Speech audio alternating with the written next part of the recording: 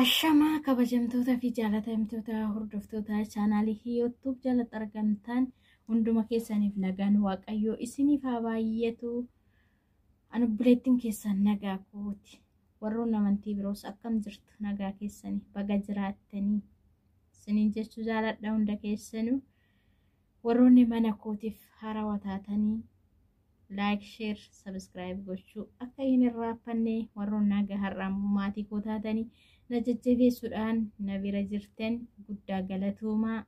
Galata guddaa na biraa qabduun isiniin jedha. Ammas immoo YouTube warroonni maatii koo hin taane like, share, subscribe gochuudhaan mallattoo subscribe san gurraachessitan malee biraan tarinaa akka viidiyoon nama kamiitu simbira qaqqabuuf jechuudha kan koo duwwaa osoo hin taane. Kanaafuu wanti kafaltan hin jiru, gatiin kafaltan harkaaf hin jiru. Yaa Oromoo koo, yaa saba koo, walaa jajjabeessinu, wal jajjabeessaa, namuma kan biraa hin tarinaa. Like, share, subscribe godhaaf wanti hir'atu tokko hin jiru harkarraa waan ta'eef gaarummaan immoo mataa ofiitiif osoo namaaf hin taane.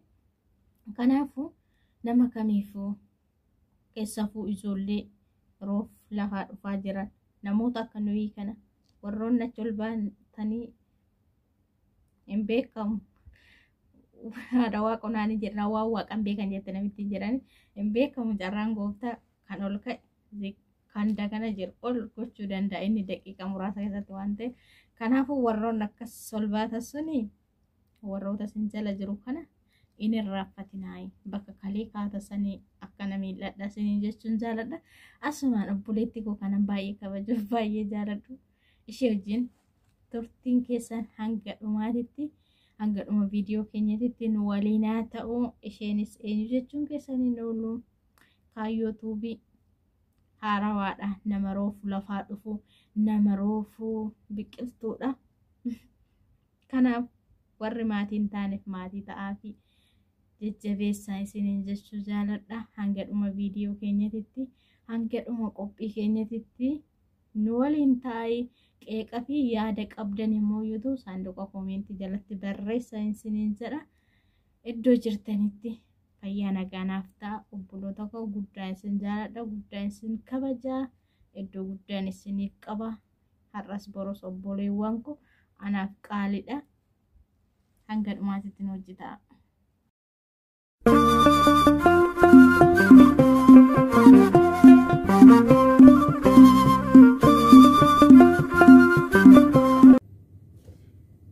Kabajamtoota fi jaalatamtoota maatii YouTube nageenya jaalalli araarri waaqayyoo kallattii golagga xamana isin jirtanitti isiniif haa baay'atu jecha ani obboleettiin keessaan nagaarraa hafaa guutuun qaba. Waaqayyoo faa galatuu isinillee akkasuma nagaarraa hafaa guutuu akka qabaatan waaqayyoorraa abdiin qaba. Obboleewwan kiyya qaqqaalii gaggaarii akkam jirtu nagaa keessanii ani nagaa kootii galata waaqayyoo haa ta'u.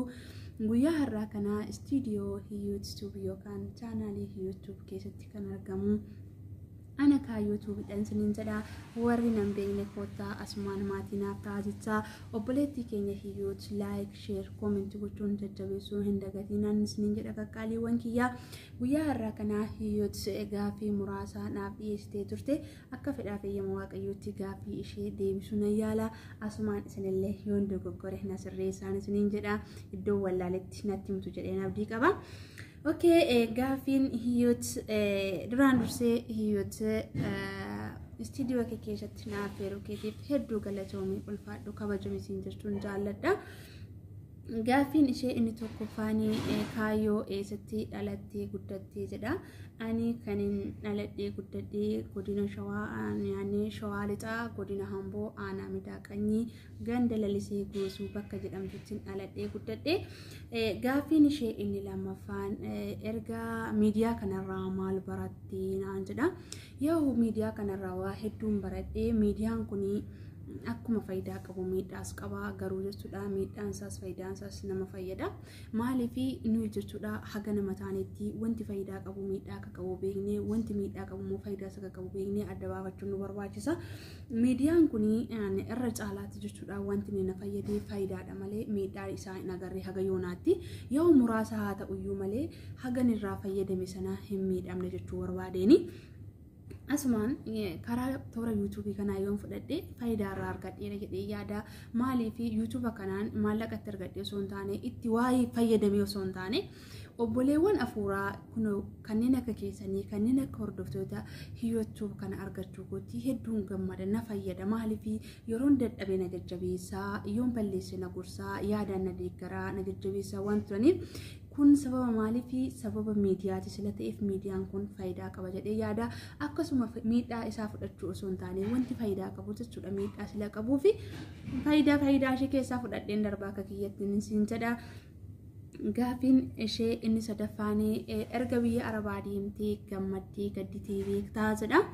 Yoo biyya Arabaa jechuun biyya ofii miti yoo egaa biyya hambaa dhaquun nama dhibu galuun nama dhiba jedhee jeeni yoo biyya hambaa kanaan maaliif baay'ee tokko jechuudha. Bara jireenya koo guutuu keessa kootii hin banne wanti nani akka gaddaatti yookaan mallattoo ta'ee keessa kiyyatti fudhadhee jiru na mudatee jiru jechuudha. Jalqaba yeroon akkan imala biyya koorraa taasisee biyya kana dhufetti biiroon galeen ture. Biiroo ji'a tokkoof torbee laman taa'ee dalagaa malee jechuudha. Aan fireeshiidhaan biyya kanan dhufe yeroon suni yeroo manni barumsaa itti cufamee biyya kanarraa madaamonni saafaranii boqonnaarra jiran ture kanan biyya kana dhufe jechuudha. Yeroo sanatti jechuudha ani haaraa waan hin ta'eef afaan illee hin beeku waan madaamiin jedhan illee hin beeku waan ta'eef ijoolleen tokko dalagaan ta'uufi didee iddoo manni nyaanni hin jirre iddoo maallaqni hin kennamne iddoo madaamonni hojii humnaa olii isaa 24 hojjechiisan ijoolleen akkasii biiroo hojii jijjiirrachuu yeroo dhufanii madaamonni hojii ijoollee sana fidanii dhufu. Yaani itti gaafatamtoonni biiroo sanaa lookaalii osoo hin taane lookaalii dhalataa biyya abbaa keenyaa waan ta'aniif hojii jijjiirrachuu isaan bira dhufu. Guyyaa sana hedduu sammuu keessa bara jireenya koo guutuu kan hin banne godaandisa ta'e keessa kiyyatti hafee jechuudha. Inni sodaadha jechuudha. Maaliif namni biiroo jira gaafa jedhan dhugaa waaqayyo baay'ee tokkoon sodaadha keessi kiyya nagaa nan argatu nin cinqama jechuudha. Maaliif ijoollee achi keessatti saqaayee aman argeera waan ta'eef warra beelaanii waan nyaatan argeera waan ta'eef warra dheebotan argeera waan ta'eef warra gaddanii bu'an argeera waan ta'eef jechuudha. Wayyoo maafin biyyaa bahee yeroo nama jechisuus jira. Maaliif namni obsa qabu waan hunda argataaf malee jechuudha. Yeroo kana yeroo madaamonni hojiidhaa fi jijjiirraa baasanii as fidanii dhufan kana namni keenya kun jechuudha. Namni Itoophiyaa kun bakka ijoollee kana baay'ee tokko dhiphisu akkam hojii dhiistee baataa isaan maallaqa isaanii ilaalu malee namummaa namaa ilaalan namni hagam akka cinqame hagam akka rakkate rakkina maaliif hojii jijjiirrata jedhanii yaada namaa fudhatanii gonkumaa jechuudha. Yeroo kana baay'ee natti dhagahama. Maaliif nama ta'ee namni nama gargaaruu dhiisuusaa nama ta'ee namni namaa gadduu dhiisuusaa nama ta'ee namni bineensa waraabessa caakka namatti caaluusaatu bara jireenya koo guutuu waan sammuu keessaa hin banne ta'e keessa kootti mul'ata jechuudha. Biyya hambaa keessatti wanni natti na mudate yaanne sammuu keessaa yoomiyyuu hin banne kanadha jedhee sanii ni yaada.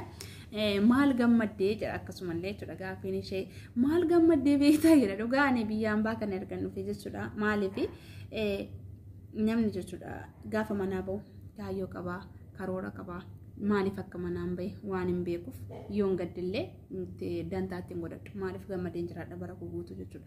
Maaliif aniin kun jechuudha gaafa manaa bahu kaayyoo karooraan qaba waan ta'eef karoorri kun fuulduraan natti mul'ata malee gaddi sun natti mul'atu mudannoon dhiphinni sun natti mul'atu. Sababiin isaa guyyaan har'a jechuudha. Har'a guyyaan kun jechuudha guyyaan amma argaa jirru kun natti dukkanaa'ee yoo jiraate iyyuu gola hambaa keessatti biyya hambaa keessatti gaafa guyyaan halkan ta'ee naa'ifu akka fuuldura koo jiru waan hin beekuuf abdiin gammadeen jiraadha. Yoomii jechuudha hammam barbaade yoon gaddi odoon bo'uun kolfaanii jechuudha. Maaliif abdiin qaba waan ta'eef yoon obse ifti fuuldura kiyya akka jiru gammachuun dura koo akka jiru silan abdii qabuu fi yeroo kamiyyuu gammadeen jiraadha. Yoon nyaadhellee yoon nabellee yoon uffadhellee bara jireenya koo guutuu gammadeen jiraadha. Maaliif addunyaan kun bor darbiiti waan ta'eef dhiisan irraa deema waan ta'eef yoon qabaadhes ni gammada yoon dhabes ni gammada itti buhaaraa hin gaddu ammanas keessa jirutti siin jechuun barbaada hiyyoota kiyya. Gaafiin ishee inni arfaffaanii afaan Oromoon sadarkaa meeqaffaarratti argama jedha. Afaan Oromoon akka addunyaatti osoo akka Itoophiyaatti osoo hin taane akka addunyaatti sadarkaa meeqarratti argama kan jirudha.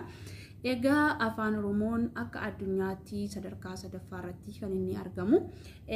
Tokkoffaan Ingiliffa yoo ta'u lammaffaan Ispaanish natti fakkaata. Garuu yoo dogoggore na sirreessuu dandeessu koomentii jalatti.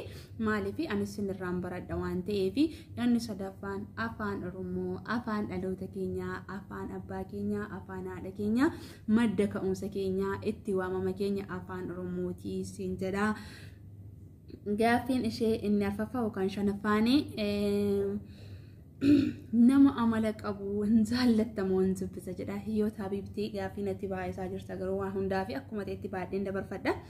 Yoo nama amala qabu akkamiin hin jibbagaa, nama amala qabu, nama waan gaarii hojjetu, nama bakka badaan dhaabbatu jechuun nama wanta gaarii dalagu tokko ana akka kiyyatti hin jibbuun hin jaalladha nama sana jechuudha. Daandiin irra deddeebi'uurraaleen hin deddeebi'aa yoo na gorsinan dhagaa maaliif namni sun amala qaba waan ta'eef nama gaariidha waan ta'eef araada garaagaraa shiishaa wantoota akkasiirraa jechuudha.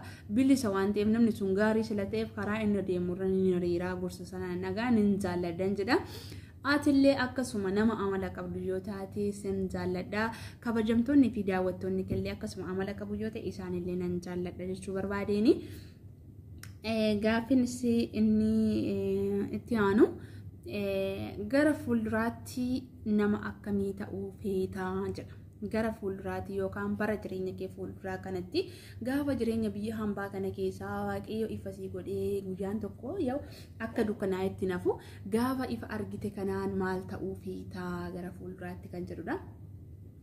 Yoo waaqayyo naa milkeessu malee ani gara fuulduraatti maal ta'uu na beektanii yoo itoonni qabeenya qabaadhee natti tola yaa'anne hawwaa jedhe hawwiin cubbuu miti waan ta'eef yaanne itoon qabeenya qabaadhe qabeenya gaafa isiniin jedhu qabeenya mana viillaa ijaarrachuu miti qabeenya konkolaataa ijaarrachuu bitachuu miti.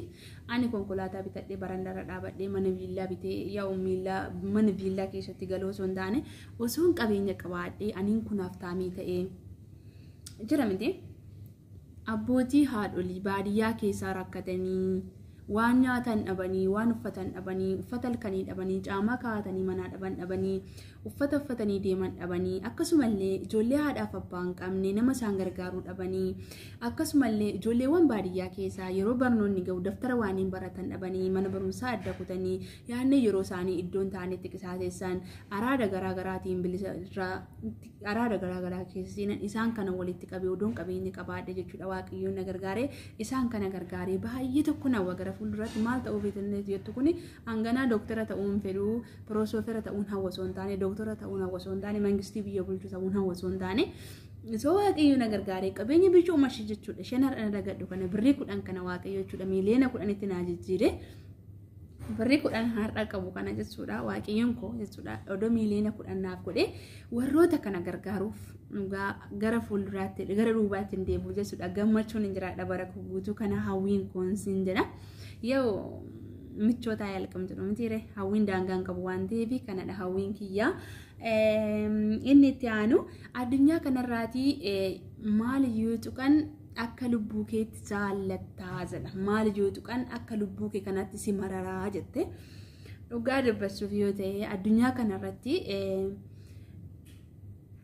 haadhaaf abbaa kiyya maatii kiyyaa fi amantiin kiyya lubbuu kiyyaa garaagarummaan qabuun jedhaan akka kiyyatti gaafa nuuf ta'u jechuudha.